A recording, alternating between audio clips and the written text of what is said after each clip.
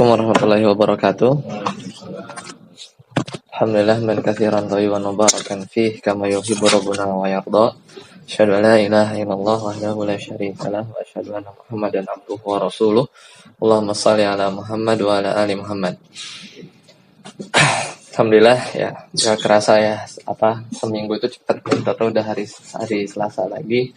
Ya semoga dari waktu yang kita luangkan di sini sama-sama insyaallah kita diberi kemudahan dan diberi keistiqomahan agar kita tetap senantiasa istiqomah dalam belajar. Ya hari ini kita melanjutkan pelajaran yang telah lalu. Jadi yang izin Mas Aziz ya. Nah, di halaman 1 kemarin kita sudah ya berkenalan dengan beberapa istilah, yaitu pertama huruf, kemudian al-kalimah, ya. Kemudian ada al-jumlah. Ya. Itu masih di halaman 1 kemarin kita baru muqaddimah ya, dan baru bahas di halaman 1. Kita lihat sedikit di halaman 1 al-harf. Ya, al-harf itu ya huwa ma yatarakabu minhul kalimah. Huruf itu adalah apa-apa yang tersusun darinya satu kata. Kalau kita punya kata kemarin ya, Zaid misalnya, Zaidun, ini nama orang, namanya Zaid, maka huruf Zai, huruf Ya, dan huruf Dal ini namanya al-harf, karena dengan susunan ya dari huruf-huruf tersebut ya akan membentuk satu kalimat. Kemudian al-kalimah itu ya huwa lafdzun lahu makna. Berarti dia harus ada 2 komponen. Pertama, dia memiliki lafaz terucap. Makanya keluar dari al-kalimah itu isyarat. Kalau orang nunjuk gitu, ya dalam bahasa Arab nggak masuk, dia kata. Jadi kata itu harus terucap dan dia punya makna. Kemarin dicontohkan, kalau ada orang yang bilang days gitu ya. Apa ini days? Ya, daizun. Daizun ini adalah ya lafaz Zaid yang dibalik, ya nggak ada artinya ya. Kita cari dalam bahasa Arab di kamus days gitu ya, ada orang mengucapkan days ya, itu murni membalik kata Zaid ya, namanya Zaid dibalik. Nah itu bukan kata ya dalam bahasa Arab. Kenapa? Karena days ini tidak bermakna ya. Jadi dinamakan al-kalimah itu ketika dia memenuhi 2 syarat ini ya, ada lafaznya dan ada maknanya. Nah itu kemarin ya. Makanya di sini contohnya apa saja? Ada madrasah, sekolah, kemudian daftarun, buku tulis ya, mirsamun, pensil, kemudian yaktubu, artinya apa kemarin? Menulis, yaqra'u, membaca, ya jelisu, duduk ya. Kemudian ala itu di atas ya. Kalau ala itu di atasnya seperti ini ya. Ini meja ya, terus ada ini ala. Kalau di atasnya kayak lampu, yang di atas ini namanya fauqo ya. Kalau di sini ala. Kemudian bi ini dengan ya sebagaimana bismillah ya, dengan nama Allah. An ini dari atau tentang, min itu dari, dan fi itu di dalam. Ini kemarin kita sudah singgung. Nah ini term-term ini harus kita pahami dengan seksama, karena nanti akan membantu untuk ketika kita mengidentifikasi satu kalimat ya. Jadi kita harus tahu mana kalimat, mana huruf. Nah, kemudian al-jumlah. Nah, jumlah yang di halaman 1 itu lebih spesifik namanya al-jumlah mufidah. Jadi jumlah itu kan dalam bahasa Indonesia artinya kalimat. Sedangkan al-kalimah kalau dalam bahasa Indonesia artinya kata. Jadi jangan terbalik. Ya, jadi al-kalimah itu bahasa Arab. Bahasa Indonesianya artinya kata. Ya. Kalau kalimat dalam bahasa Indonesia itu, maka bahasa Arabnya itu al-jumlah. Nah, itu kemarin kita sudah bahas al-jumlah al-mufidah. Berarti kalimat yang memberikan faidah. Jadi orang mengucapkan kalimat tersebut, si pendengar itu dia paham dia ngomong apa ya, dan maksudnya apa. Itu dinamakan al-jumlah mufidah. Kemarin definisinya ya dari pengarang Ustadz Aceng di bukunya, beliau bilang al-jumlatul mufidah. Waalaikumsalam warahmatullahi. Ini Pak. Waalaikumsalam. Kata pengarang di situ al-jumlah mufidah hiya at-tarkib alladzi yufidu faidatan. Jadi dinamakan jumlah mufidah itu adalah susunan yang memberikan faidah sempurna. Nama lainnya apa? Watusamma aidon, nama lainnya adalah ya kalam. Jadi nama lain dari jumlah mufidah adalah kalam. Jadi kalam itu sama dengan jumlah mufidah itu sama dengan kalam. Itu nama lainnya. Intinya ya contoh-contohnya ya misal kita katakan huwa ya goniyun. Dia adalah orang yang kaya. Orang yang mendengar lafaz ini atau orang yang mendengar jumlah ini tidak akan bertanya lagi ya, dan dia udah paham bahwa orang itu ngomong atau berbicara huwa goniyun. Nah, itu maknanya mufid. Ya. Berbeda atau ini contoh yang lain, misal dikatakan jaa Muhammadun, telah datang ya Muhammad. Ini juga kalimat ya, ketika orang mendengar kalimat ini dia tidak akan bertanya-tanya ya tentang kondisinya Muhammad. Pokoknya Muhammad datang ya. Berbeda kalau kita tambah di sini ya. Ada huruf syarat misalnya, jika gitu. In jaa Muhammadun, jika Muhammad datang, terus kita berhenti aja ngomongnya sampai di situ. Nah, orang akan bertanya, kenapa? Kalau Muhammad datang tuh kenapa? Ya misalnya in jaa ya. In jaa Muhammadun ya misalnya fa akrim ya tuhu misalnya. Jika Muhammad datang, maka aku akan memuliakannya. Nah, barulah kalau sempurna dan sampai di sini, ini baru dikatakan jumlah mufidah. Jadi batasannya disebut jumlah mufid atau kalam itu ketika si pendengar itu dia tidak bertanya-tanya lagi tentang apa yang diucapkan oleh seseorang. Nah, itu kemarin ya. Kita sudah lihat di sini contoh-contohnya. Huwa yajlisu alal kursi, ya dia duduk di atas kursi. Ana aktubu fid daftar, aku menulis di buku tulis. Ali marid, Ali adalah orang yang sakit. Ahmadu ustadzun, Ahmad adalah ustadz. Huwa goniyun, dia adalah orang yang kaya. Seperti itu. Ya, jadi itu dinamakan jumlah mufidah, dan itu pelajaran yang telah lalu ya di pertemuan yang kemarin. Karena kemarin baru mukadimah dan baru sebagian dari halaman 1. Sebelum lanjut, silakan Mas yang diperkenalkan dirinya. Anda belum hafal. Salah. Masih gitu ya.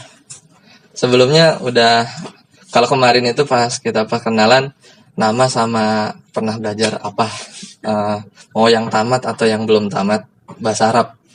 Sebelumnya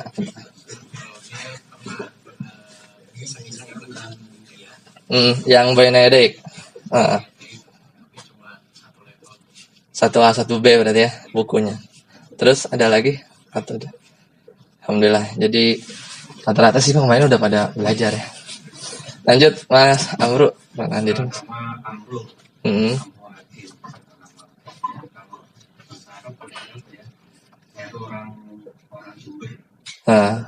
Pondok pesantren di pondok pesantren sudah pindah semua, jadi ya biasa ngikut aja terus. Jadi nggak belajar urut. Cuman yang ya. Modiun misalnya, karena kalau tidak kan dia Modiun. Terus akhirnya hilang Modiun. Jadi apa? Bikin sabar ya sakur supaya terus bersyukur gitu kan. Ya, tapi mudah-mudahan ada inilah ya, ada basic sedikit lah. Kalau dari kosakata lah minimal. Tapi masih gitu ya. Lanjut Pak Win ya, Pak. Ya, silakan Pak. Assalamualaikum. Waalaikumsalam warahmatullahi wabarakatuh. Nama Meza Win, dipanggil biasanya Win, di lantai 35 eksplorasi. Sebelumnya pernah ikut, waktunya selesai tapi ilmunya belum selesai. Buku apa aja Pak Win? Di awal gitu ikut Tafasis Al-Barkah yang di Masjid As-Sunnah. Bintaro ya? Mas Armi. Yang ini harus saya.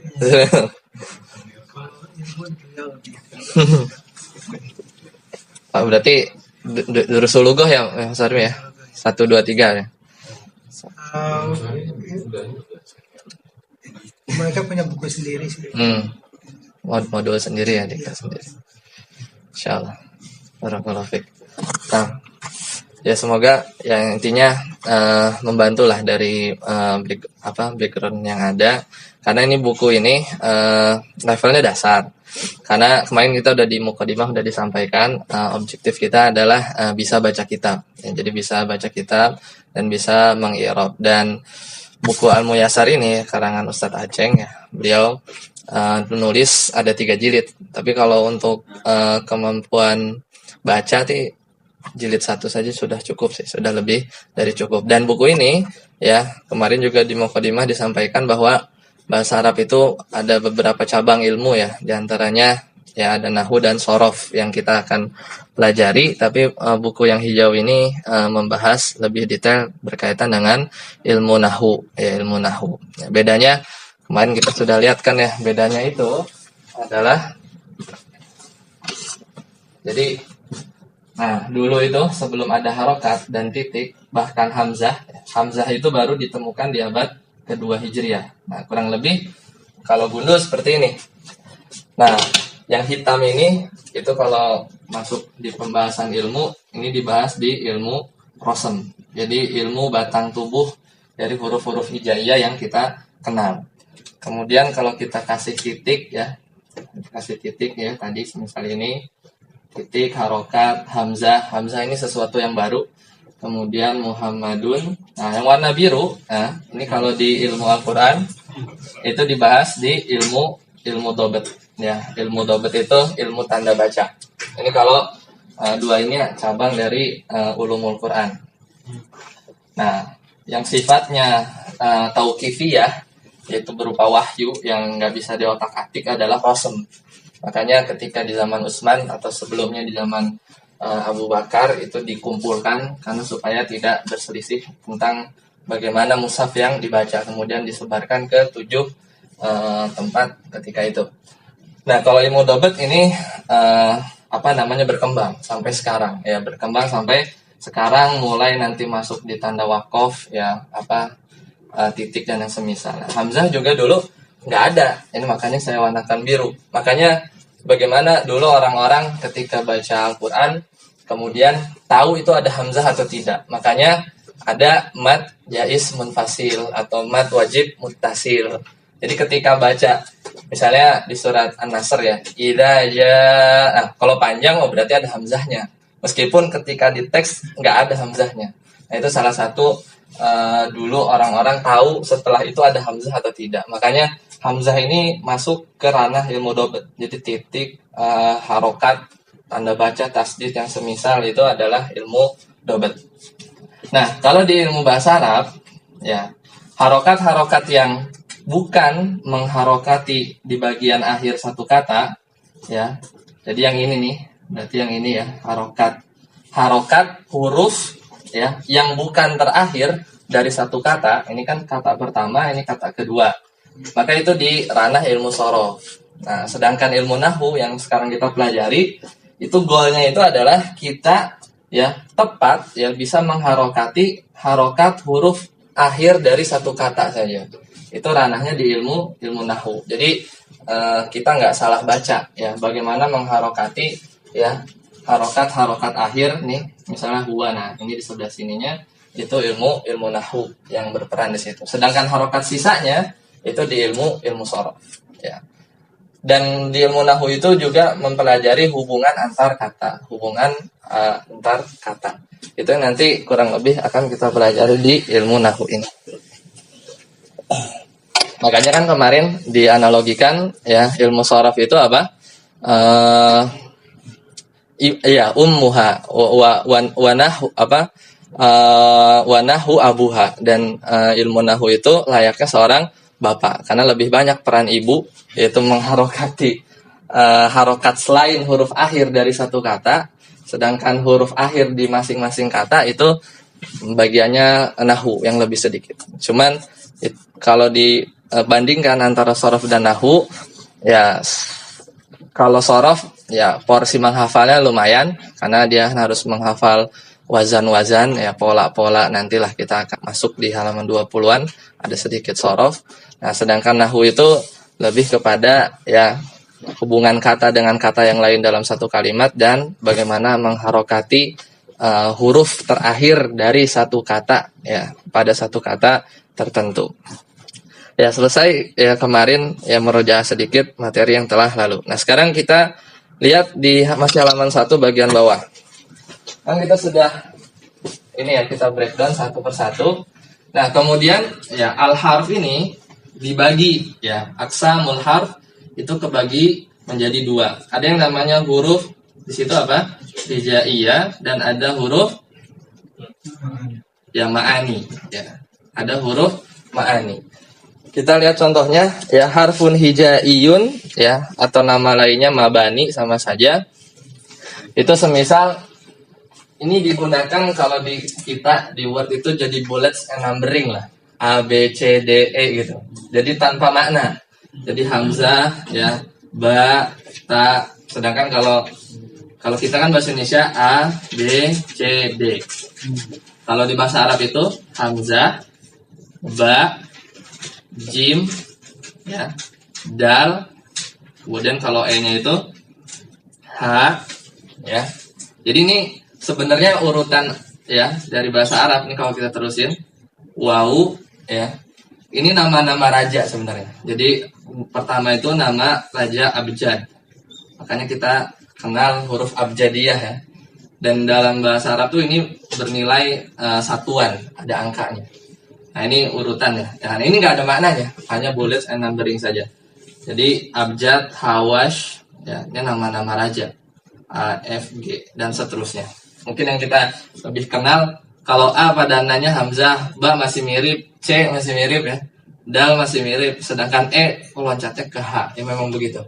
Jadi ini memang urutan yang standar di penomoran atau ya bullets ya di bahasa Arab. Nah, itu namanya huruf hijaiyah.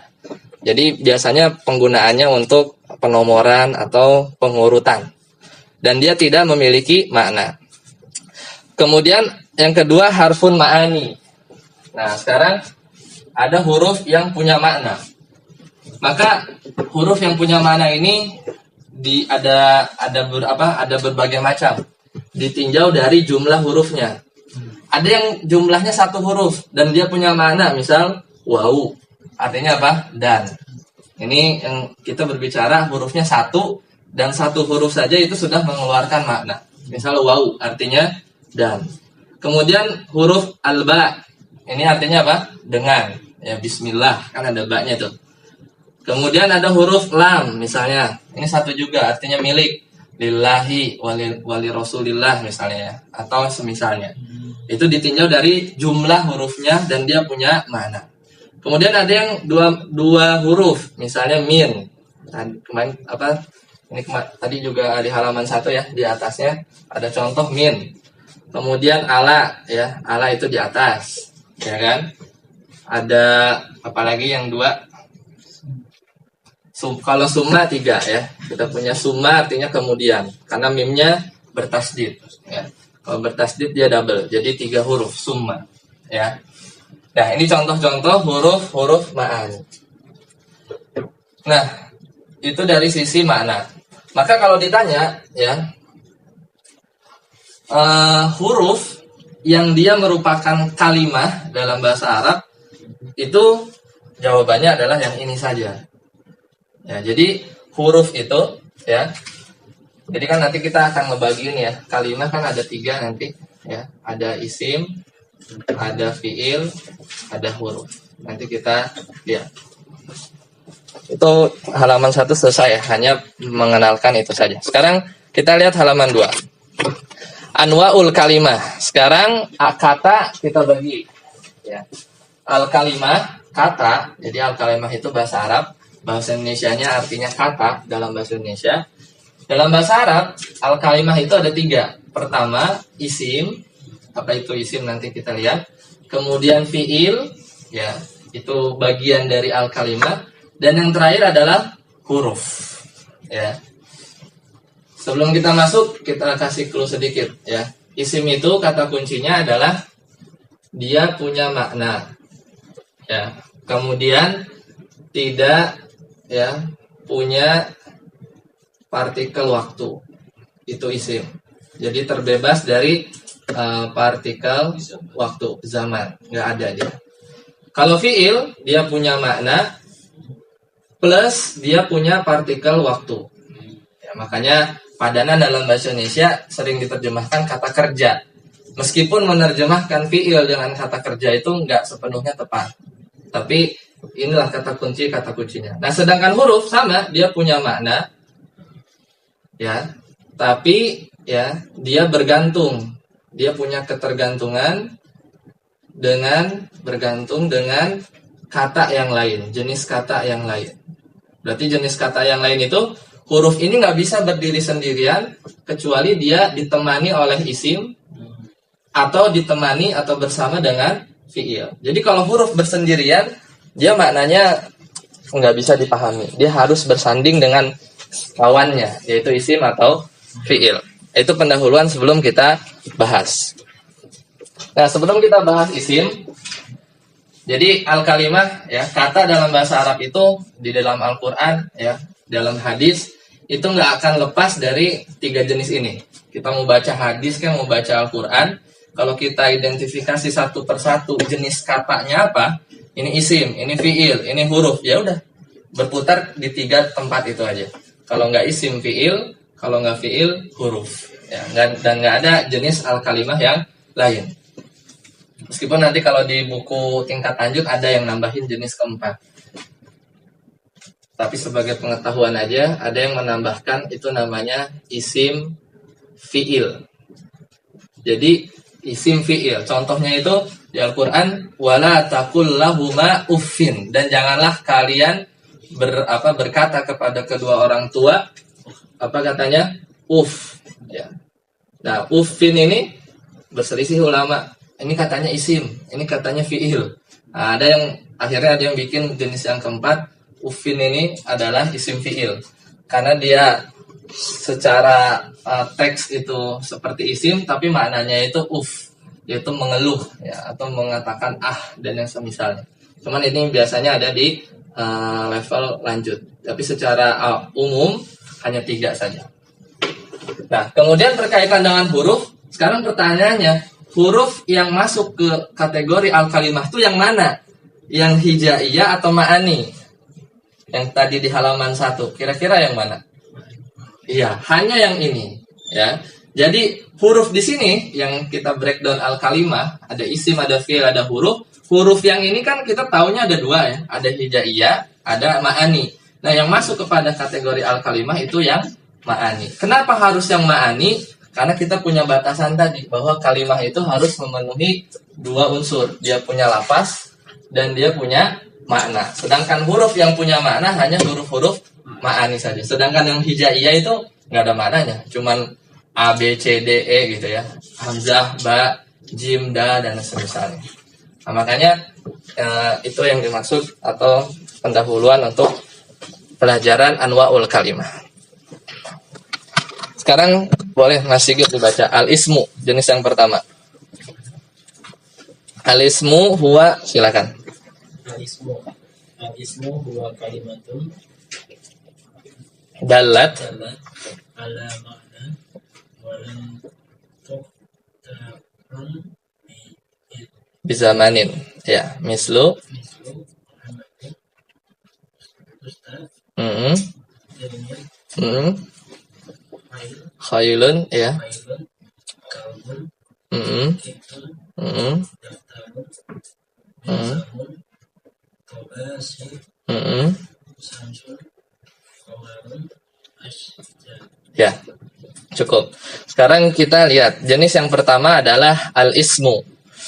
Jadi ketika kita mempelajari bahasa yang baru yang berbeda dengan bahasa ibu, ya, istilah-istilah seperti ini bagusnya itu nggak diterjemahkan, ya. Kalaupun mau diterjemahkan, maka itu sifatnya adalah pendekatan. Makanya kan sering kalau di buku-buku bahasa Arab terjemahan itu al-ismu itu diterjemahkan kata benda, kata sifat, atau yang semisalnya. Ya, jadi memang kebanyakan memang seperti itu untuk analogi di bahasa kita, di bahasa Indonesia. Cuman ya lebih bagusnya ya isim kita bilang isim, dan yang kita pegang adalah definisinya. Definisinya apa? adalah ya huwa kalimatun ya. Al ismu itu adalah kata ya. Karena kan kita lagi nge-breakdown al kalimah. Dalat yang dia menunjukkan ala maknan, ini clue pertama, dia punya makna. Walam tuktaron bizaman, dan dia tidak terikat oleh waktu. Jadi contoh ya, Muhammadun. Kita berbicara atau mengucapkan lafaz Muhammad sekarang, kemarin, dan akan datang, ya sama-sama Muhammad. Ya, nggak ada beda. Hanya mengandung makna Muhammad, yaitu nama orang. Ya. Ustadz, artinya guru. Tilmid, apa tilmid? Murid. Ya. Khailun apa? Kuda. Ya. Khailun itu artinya kuda. Kalbun, anjing. Kemudian kitun, kucing. Daftarun, buku tulis. Mirsamun, pensil ya. Rosem ya. Tadi kan ilmu rosem. Ilmu rosem itu ya ilmu yang mempelajari batang tubuh Al-Quran. Ya, kemudian tobashirun, tobashir apa? Kapur. Kemudian syamsun, matahari ya. Komarun bulan, tapi bulannya bulan tata surya ya. Kalau bulannya Januari Februari itu syahrun, atau Muharram Safar itu syahrun, syahr ya. Komar ini benda langit ya.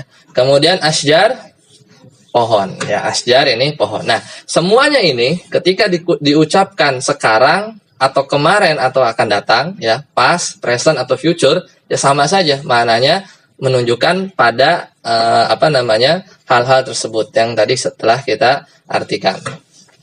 Nah, itu pertama isim ya. Sekarang lanjut Mas Diat, alamatul ismi, silakan Mas Diat. Alamatul ismi Al-khafdu mislu bismillahirrahmanirrahim. At-tanwinu ya, asani asannya rajulun imra'atun wa waladun bintun. Terus yang ketiga as-salisu alifu wal-lamu mithlu al-ustadu al-ustadatu at-taribu.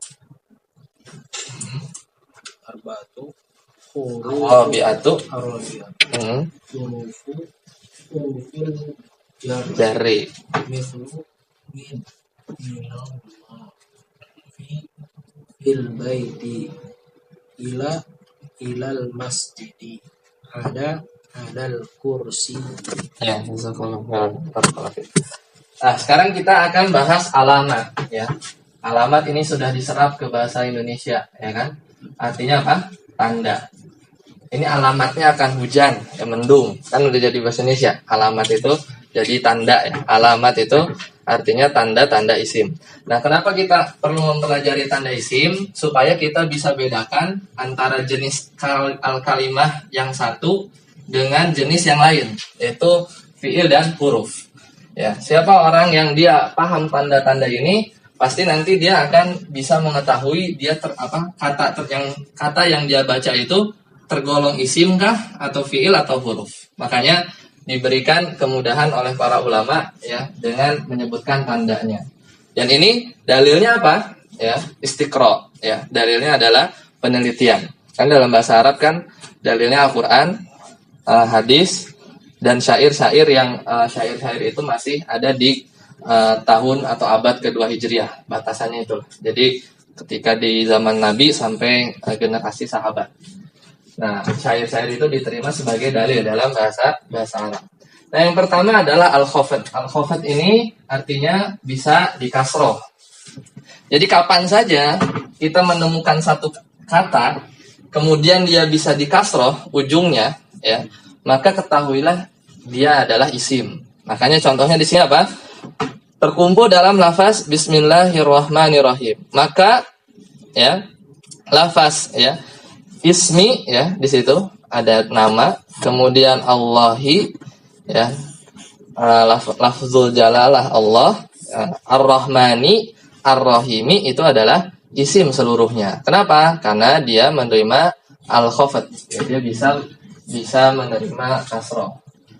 Nah, kemudian yang kedua tanwin, ya. Jadi tanwin itu an, in, un. Secara tanda baca. Tapi kalau secara definisi tanwin itu adalah nun sakinah, ya, nun yang sukun, dibaca namun tidak ditulis. Itu definisinya. Tidak ditulis. Ini definisi sebenarnya di ilmu tajwid. Jadi tanwin itu didefinisikan adalah nun sukun yang dibaca tapi nggak ditulis. Kalau kita berbicara seperti ini, ya rojulun artinya apa? Seorang laki-laki.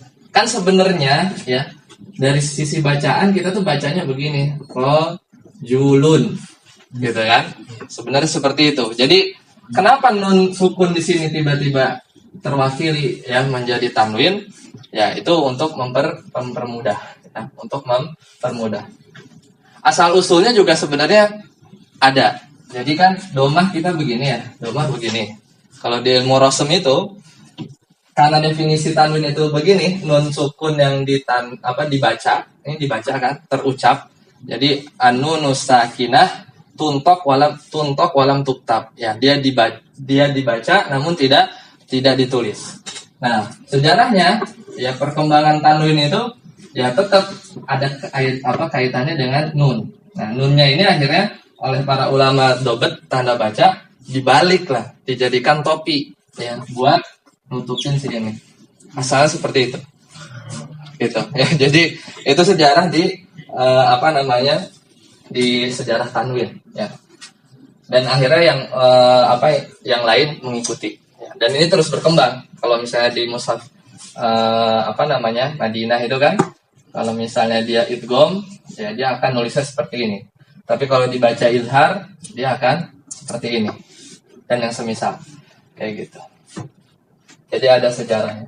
Nah, kapan saja kita ketemu tanwin, ya rojulun, imro'atun, waladun, bintun, maka ketahuilah ya lafaz-lafaz itu dia adalah al-kalimah, itu kata dalam bahasa Arab. Kemudian yang ketiga, al-alif wal lam. Ya. Kalau kita ketemu ada kata kemudian diawali oleh ya al-masjidu misalnya. Nah, ada alif lamnya, al-masjidu. Nah, maka ketahuilah pula bahwasanya kata ini dalam bahasa Arab tergolong isim. Kenapa? Ada alif lam. Seperti itu. Nah, balik ke sini ya. Alif lam itu kan itu adalah huruf ya. Dia kan huruf. Huruf alif dan huruf lam. Sekarang Anda tanya ya di sini. Ketika kita baca ini nih, kumpulan huruf ini, kalau ini bacanya apa? Hah? Nah, ada standarnya itu. Kalau hurufnya satu huruf, bacanya dieja. Jadi ini kalau yang standar itu kita bilang al-wawu, dieja. Kalau hurufnya terdiri dari satu huruf itu dieja. Al-wawu, al-ba'u, al-lam. Ya, seperti itu. Sedangkan huruf-huruf yang dia lebih dari dua huruf, itu langsung dibaca, bacaannya apa? Min, ya min. Tidak kita bilang al-mimu wan nunu. Nggak diucapkan seperti itu. Itu yang standarnya seperti itu. Misalnya ala, ya kita baca ala. Tidak kita katakan al-ainu wal lamu wal alif. Tidak seperti itu. Jadi kalau hurufnya satu, kita bacanya dieja. Nah, beda dengan ini. Makanya sebagian ulama ada yang nggak mau bilang al-alifu wal lam. Tapi ya dia bilang karena dua huruf itu al gitu aja. Al langsung dibaca al gitu. Ya, jadi ada dua cara baca ya. Kalau ulama ada yang bilang tanda isim apa? Al. Udah gitu. Dia nggak mau bilang al-alifu wal lam. Kenapa? Karena ada dua huruf. Ya, kaidahnya kan tadi gitu. Kalau dua huruf itu dibaca langsung, ya, nggak dieja.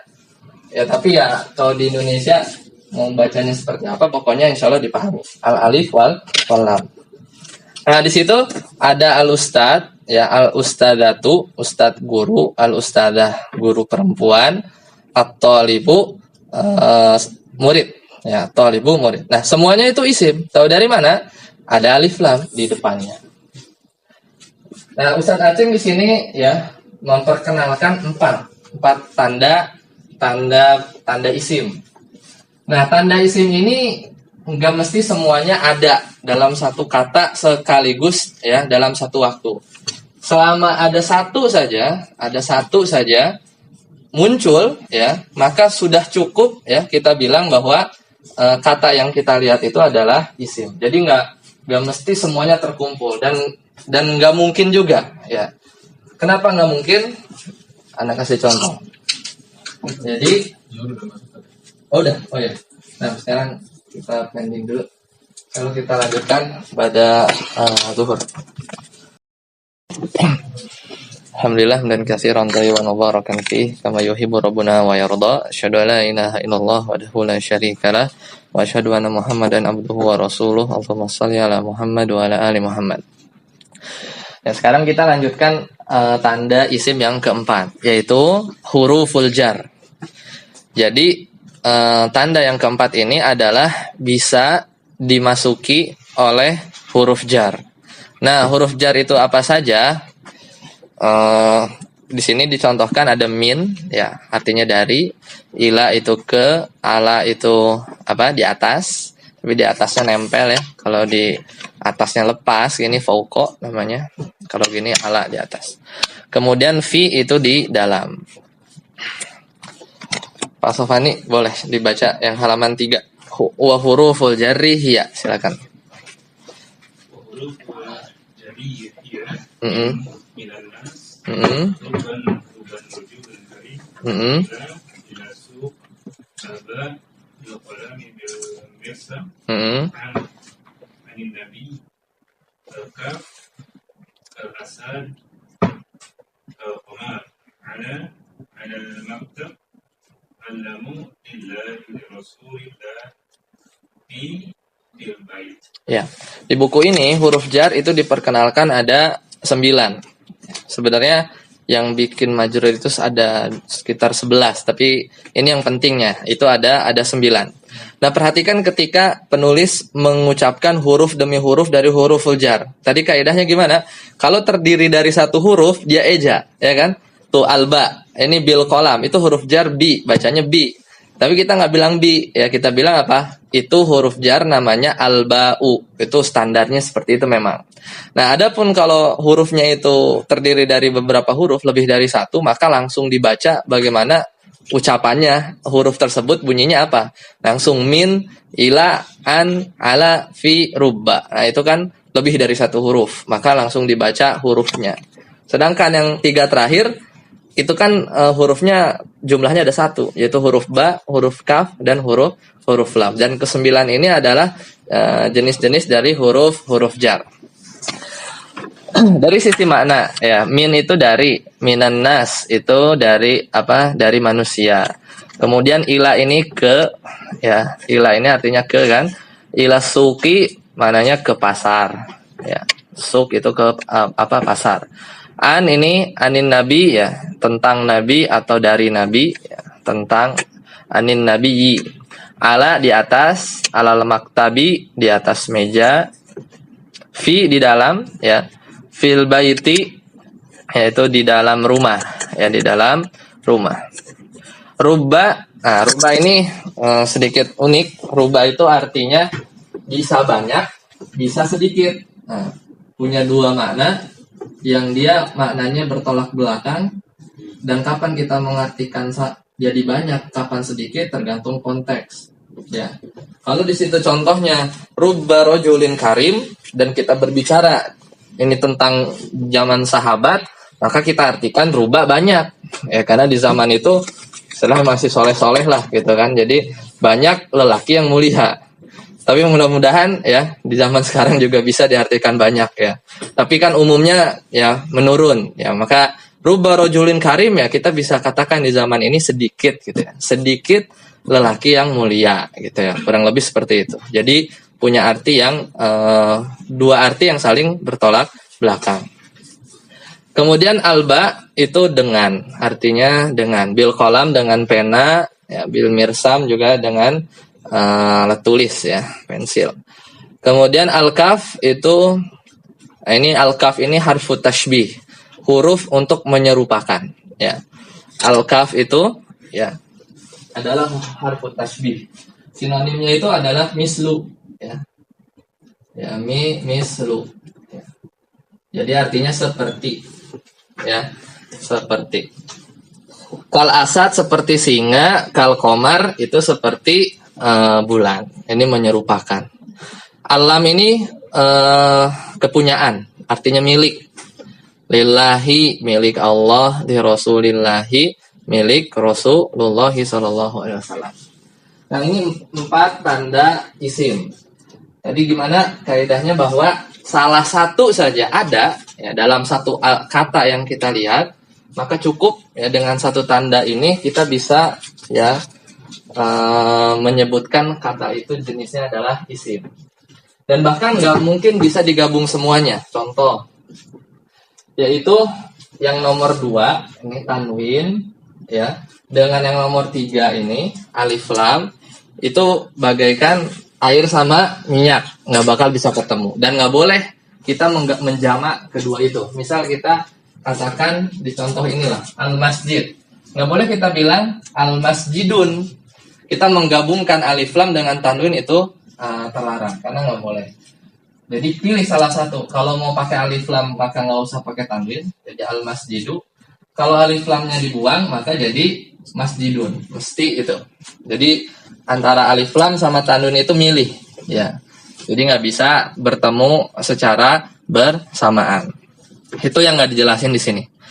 Kemudian yang di sini juga nggak disinggung ya adalah berkenaan dengan efek dari huruf jar ya. Untuk atau sampai di halaman 2 ya, sampai di halaman 2 ini ya, boleh kita katakan, walaupun nanti ini pernyataan ini akan diralat. Jadi setiap isim yang dia bertemu huruf jar yang ada 9 itu ya, maka ya harokat akhirnya dia akan berubah ya, harokat akhirnya dia akan menjadi apa? Kasroh ya, atau kasroh tain kalau nggak ada alif lamnya. Nah, ini pernyataan nanti kita akan lengkapi lagi di halaman 13. Jadi nggak melulu seperti ini, cuman untuk mempermudah bolehlah dikatakan semisal seperti ini. Misal kita punya lafaz an, ini huruf jar. Kita katakan dari anak kecil laki-laki. Misalnya anil waladi misalnya kan. Atau misalnya lebih jelas pakai ini. Ya misalnya lafaz min gitu ya, dari misalnya dari masjid. Kita katakan minal masjidi. Atau ya min masjidin gitu ya.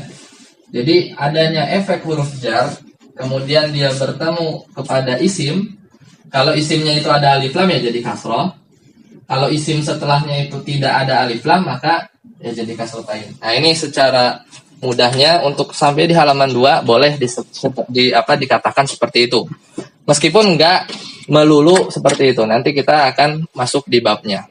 Makanya di situ an-nas, as-suq, an-nabi, al-maktab, al-bait itu semuanya kasroh semua kan? Semuanya harokat akhirnya kasroh. Ya karena itu dikarenakan adanya huruf jar. Dia merubah harokat dari isim. Nanti kita akan bahas lebih detail di bahasannya tersendiri. Al-qalam, al-mirsam, al-asad, al-qamar itu semuanya kasroh ya. Karena ada huruf-huruf jar di depannya. Nah, itu berkaitan dengan huruf jar dan tanda-tanda isim. Kesimpulannya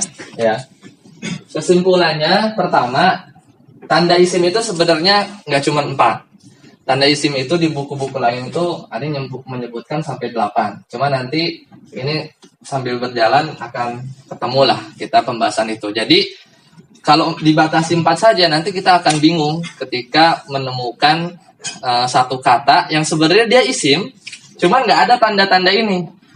Ini apa gitu kan? nggak ada alif lamnya, nggak bisa dikasroh, nggak ada huruf jarnya juga, kemudian nggak ditanwin, ya gitu. Jadi kita akan bingung, makanya nanti akan dilengkapi dengan yang lain. Tapi sampai nomor 4 kita buat kesimpulan seperti ini. Ciri isim itu ya ditinjau dari dari dua sisi ini, maka kita kelompokkan bahwasanya tanda isim itu ada yang dilihatnya itu secara lafaz. Jadi tekstualnya itu kita ngelihat, si tandanya itu terlihat oleh mata. Kemudian ada secara maknawi. Ini yang abstrak. Ya, jadi sifatnya itu ya kita harus cari ke kamus. Kita nemu kata, kemudian kita nggak tahu maknanya apa, ya kita search googling lah di Google Translate. Pas kita lihat di Google Translate artinya mobil, dan kan nggak mungkin kita mobil itu huruf, ya lafaz misalnya sayyaroh kita belum tahu nih, nggak kebayang.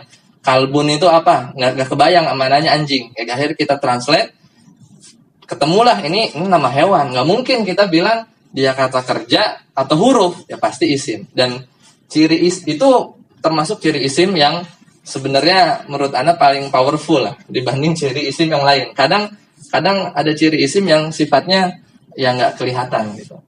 Nah, kalau dari sisi lafaz maka dibagi dua. Ada yang cirinya itu di awal, ya. Ada yang cirinya di awal, berarti apa saja?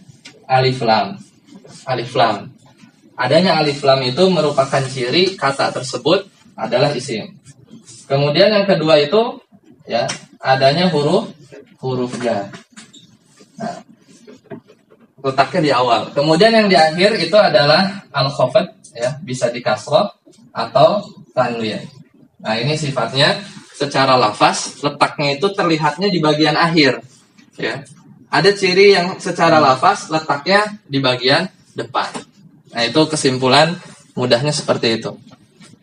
Nah, bedanya antara alif lam dengan huruf jar apa? Kalau alif lam itu ya termasuk ya kata itu sendiri, ya. Kalau huruf jar itu bukan termasuk kata, itu di luar katanya. Cuman hanya menjadi tanda di luar isim itu, ya, bukan termasuk kata itu sendiri. Ini bedanya yang bisa kita lihat. Misal ini, minal masjidi, gitu kan, minal masjidi. Atau jangan yang minal masjidi karena ada alif lamnya. Yang bawah, ya, min masjidin, dari masjid. Ya, pertama, ya, masjid ini lafaznya apa? Isim, fiil atau huruf. Maka kita bilang masjid ini isim. Taunya dari mana? Ini kok ada tanwin satu, ya. Dan diawali oleh huruf jar. Nah, sekarang kalau yang isim yang mana? Ya hanya ini saja. Ya, minnya itu tidak. Minnya huruf, ya, minnya huruf. Beda dengan yang tadi, min, misalnya minang, mas, atau kita katakan al-masjidu, gitu kan. Kita punya al-masjidu. Nah, ini al-masjidu. Tahu dari mana ini isim? Nggak dikasroh juga, nggak ditanwin juga, nggak ada huruf jar, adanya alif lam. Nah, pertanyaannya isimnya yang mana? Ya ini sepaket. Jadi alif lamnya itu masuk gitu pada isim tersebut. Beda dengan kalau huruf jarnya itu hanya tanda di luar eksternal gitu ya, dari isim, hanya menunjukkan setelahnya itu pasti isim. Jadi setelah huruf jar berada ya pasti dia adalah isim. Itu kesimpulan untuk tanda isim. Lanjut Mas Diat belum baca ya? Al-fi'lu. Udah ya? Oh Mas Amrul. Al-fi'lu.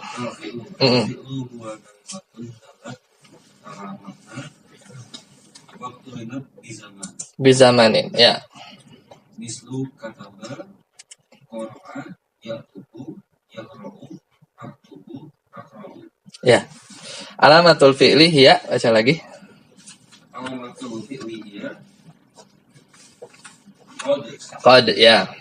mislu qad qamatis shalah. As-sainu, As-sinu. as-sinu, Mm-mm. mislu sayadhabu, sayarji'u. Saufa. Mislu saufa ta'lamun. Takut ta'nisis sakina. Mislu qawlat dhahaba. Ya, barakallahu fiik. Selesai di al-fi'l. Al-fi'lu ini jenis al-kalimah yang kedua adalah fi'il. Balik lagi seperti tadi disampaikan bahwa anggap saja ini satu kata atau term yang baru karena kita sedang belajar bahasa di luar bahasa ibu. Jadi fi'il itu ya adalah kalimatun kata ya. Kalau kita melihat kata ya al-kalimah, ingat-ingat yang ini ya. Definisi al-kalimah. Dia punya dua unsur kan? Ada lafaz, ada makna. Itu jadi saling nyambung lah ke definisi sebelumnya. Jadi al-fi'lu huwa kalimatun, kalimat dalat ala maknan. Sebenarnya tanpa ada dalat ala maknan kita udah paham. Namanya kata itu punya makna. Ya kan definisi al-kalimah ya di halaman 1 bahwasanya al-kalimah itu punya makna. Tapi ini ditekankan lagi lah sama Ustadz Aceng bahwasanya al-fi'lu itu adalah kata dalat ala maknan. Ya, waktu rinat bizaman dan dia terikat oleh waktu. Ini tadi tuh yang kedua kan, bahwasanya kalau isim itu punya makna tapi tidak punya partikel waktu. Kalau fiil punya makna plus waktu. Sekarang bandingkan antara isim dengan fiil, kira-kira bebannya lebih berat yang mana? Fiil, ya. Secara beban ya bebannya lebih berat fiil karena dia manggul dua, yaitu makna dengan waktu. Oleh karena itu, dalam bahasa Arab, sesuatu yang ringan itu dalam lisan itu dia muncul tanwin. Makanya isim itu dia bisa menerima tanwin. Sedangkan fiil itu nggak bisa. Kenapa? Karena tanwin itu identik dengan sesuatu yang ringan diucapkan. An, in, un itu bagi lisan orang Arab ya, logika lisan-lisan mereka, tanwin itu mudah. Makanya isim itu bertanwin, sedangkan fiil enggak ya. Sedangkan fiil itu nggak bisa bertanwin. Itu dari sisi yang lain. Karena memang fiil itu punya dua unsur. Ada makna plus ada waktu. Jadi lebih berat, lebih berat. Contoh, kataba menulis ya. Nanti kita akan detailkan di sorof ya, cara membuat fiil-fiil ini ya. Kataba menulis, qoro'a membaca ya, telah membaca. Yaktubu, berarti harus dijelasin ya. Kataba itu arti detailnya apa? Dia satu orang laki-laki telah menulis. Ini past tense ya. Qoro'a, dia satu orang laki-laki telah membaca. Qoro'a itu artinya. Kalau yaktubu, ini fi'il mudhari istilahnya, nanti kita akan belajar. Yaktubu artinya dia satu orang laki-laki sedang atau akan menulis. Jadi kalau di bahasa Arab itu yang present sama future itu digabung. Present sama yang akan datang itu dengan satu jenis kata kerja, yaitu fi'il mudhari istilahnya. Nanti kita akan belajar di babnya. Kalau yang pas ya, yang lampau itu terwakili oleh namanya fi'il madi. Itu yang tadi, kataba sama qoro'a. Tapi detailnya nanti di halaman 17. Nanti kita akan belajar detail. Yaqra'u, ya dia satu orang laki-laki sedang atau akan membaca. Aktubu, saya akan menulis. Ya, saya akan menulis. Aqra'u, saya akan membaca.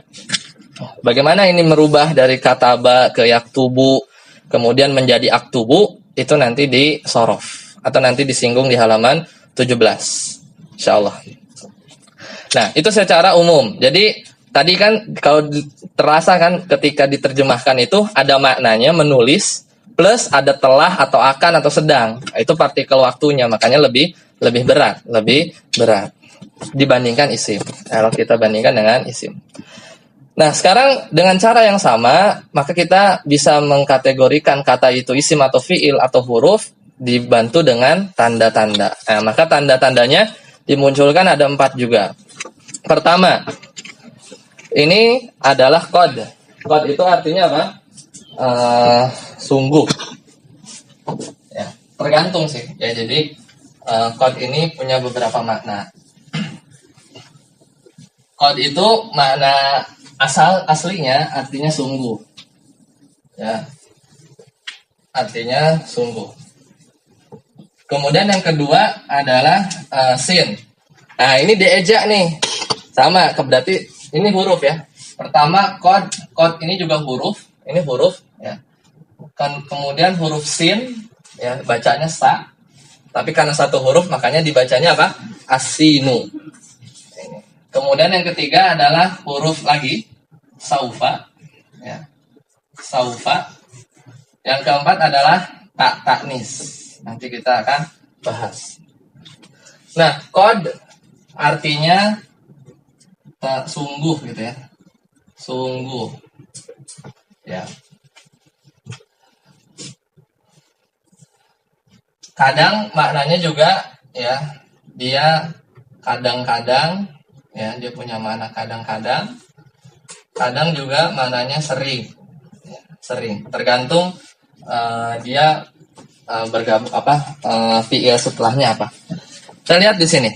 Qad, kalau di sini artinya sungguh, ya. Qad qamatis shalah, sungguh, ya. Kalau kita artikan letter lah, ya. Qad, sungguh, qamat, ya. Ini fi'il mudhari ya, artinya didirikan. Ya, telah ditegakkan. Kemudian ya, as-shalah. Salat. Ini secara letterlek.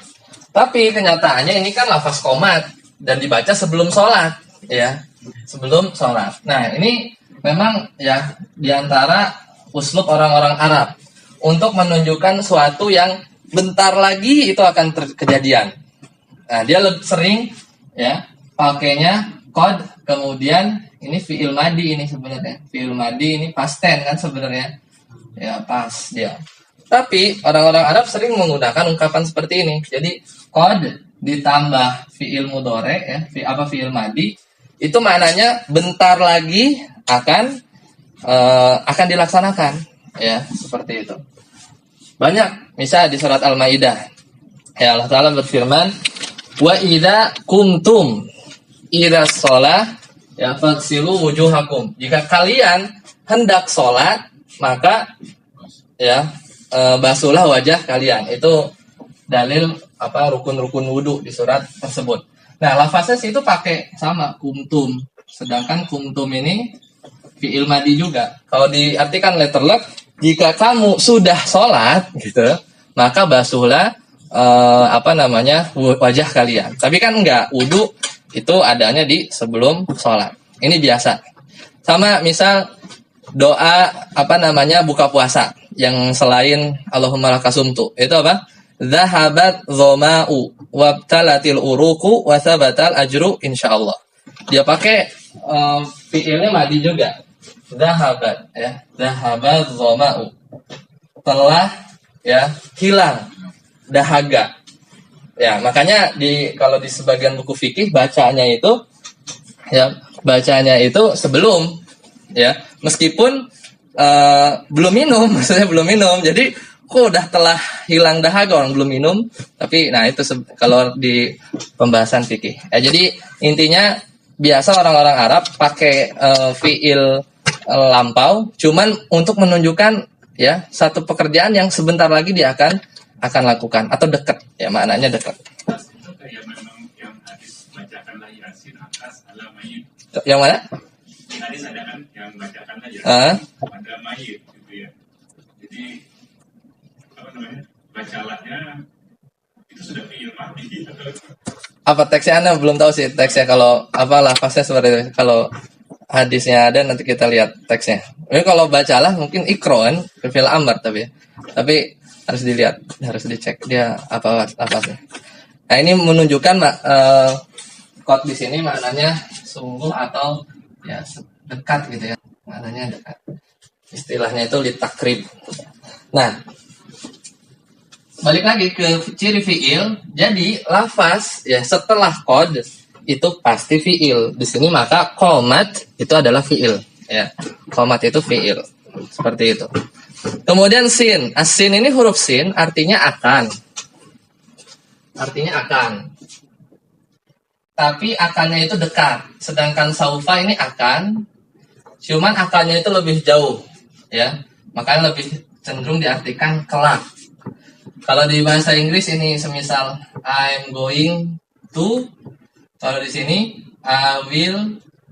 Ya, I will apa gitu ya. I will kan sama I'm going to itu kan jarak future-nya lebih, yang akan tuh sebulan lagi gitu kan. Kalau yang sin ini bentar lagi. Jadi yang nggak ada batasan, cuman beda antara sin dengan saufa. Makanya ini di surat apa? Saufa ta'lamun. Ya, kelak kalian akan tahu. Surat At-Takasur, ya kan? Kalau sayadhabu ya artinya dia ya akan pergi. Sayarji'u dia akan pulang atau kembali dari kata roja'a. Nah, maka kata setelah sin ya yadhabu, kemudian yarji'u, kemudian ta'lamun itu adalah fiil. Seperti itu. Kalau untuk tanda-tanda fiil sebenarnya tidak cukup membantu sebenarnya. Karena di realitanya gitu ya, kalau kita langsung lihat di Al-Qur'an gitu ya, tanda-tanda ini ya membantu kadang-kadang, cuman yang paling membantu tetap yang ini ya. Jadi dilihat dari makna saja. Ini yang paling mudah. Misalnya kita searching di Google yadhabu, oh artinya sedang atau akan pergi. Ya mungkin kita bilang dia isim, orang ada partikel waktu kan gitu, ada sedang atau akan gitu. Jadi memang yang paling powerful itu dari makna. Seperti itu. Antara tanda isim atau tanda fiil. Nah, kemudian yang terakhir ta'u ta'nis as-sakinah, yaitu adanya tak ta'nis. Jadi huruf ta, kemudian ta'nis berarti maknanya apa? Menunjukkan perempuan. Ya. Menunjukkan perempuan. Sakinah artinya sukun. Ya. Sakinah itu tenang, ya kan? Artinya sakinah itu sukun, tenang. Lawannya apa? Harokah. Harokah itu artinya bergerak. Makanya sebagian istilah harokah Islamiyah, maksudnya pergerakan Islam. Harokah itu senantiasa sesuatu yang bergerak. Nah, di sini contohnya ada qolat. Ya, ada qolat. Ya, qolat artinya dia satu orang perempuan telah berkata. Nanti ini detailnya akan dipelajari di bab fi'il. Ini secara umum dulu saja ya. Jadi qolat, oh berarti qola itu dia fi'il. Zahabat, dia perempuan satu orang telah pergi. Maka zahaba itu kita tahu artinya fi'il. Paling mudah itu divalidasinya ke kamus. Ya, kalau misalnya buta banget, nggak tahu apa ini gitu ya, nebak bisa. Oh ada tak tanis. Oh zahabanya fi'il. Untuk memastikan cek artinya apa sih gitu ya. Pasti nanti ketahuan. Ya dia isim atau fi'il. Lanjut Mas Armi, halaman selanjutnya. Al-harf dibaca. Oh ya, 3 baris lagi ya, silakan. Al-harfu. Al-harfu huwa kalimatun la yufhamu ma'naha illa ma'a ghairiha. Mislu min, fi, thumma, fa, idza, au hatta, wa laysa lil harfi alamatun khassatun. Ya, yang terakhir adalah huruf. Huruf itu adalah kata la yufhamu yang tidak bisa dipahami maknanya illa ma'a ghairiha, kecuali ketika huruf itu bersama dengan yang lain. Jadi min itu kita tahu artinya dari, cuman kalau min saja berdiri sendiri itu nggak dipahami secara sempurna sampai ada kata yang lain. Misalnya minal masjid. Nah, baru kita paham, oh dari masjid. Walaisa lil harf, dan tidak ada bagi huruf itu tidak ada alamatun khosoh, tidak ada tanda-tanda khusus. Jadi selain isim dan selain fiil, maka jawabannya huruf, gitu aja. Jadi selain isim, ya di tanda-tanda isim nggak ada, di tanda-tanda fiil nggak ada, maka ketahuilah dia adalah huruf, karena huruf tidak memiliki tanda-tanda yang sifatnya khusus. Nah, barangkali sampai di sini dulu, ya. Semoga bermanfaat. Ada yang ingin ditanyakan? Ini kita masih bahas tentang huruf. So, di pekan depan kita lanjutkan di pembahasan anwaul jumlah. Sampai di sini dulu. Semoga apa yang kita pelajari kali ini dimudahkan oleh Allah dan diberikan keistiqomahan dalam mempelajari bahasa Arab. Subhanakallahumma bihamdika asyhadu alla ilaha illa anta astaghfiruka wa atubu ilaik. Wassalamualaikum warahmatullahi wabarakatuh.